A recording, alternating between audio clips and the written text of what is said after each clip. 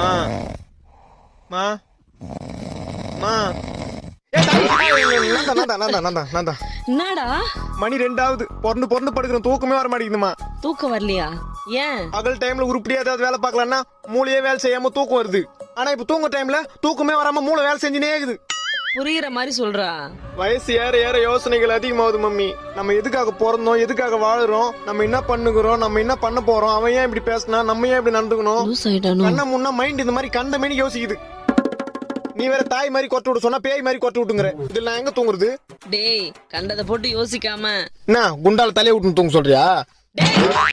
அடுத்துக்குன்னு ஐயப்பன நினைச்சுக்கோ, நல்லா தூக்கம் வரும். எல்லா கடவுளையும் நினைச்சிட்ட, தூக்கமே வர மாட்டேங்குது. அப்ப என்ன பண்ண சொல்ற? என்ன எங்க ஆயாவுக்கு மூத்த பொண்ணு தானே நீ? ஆமா.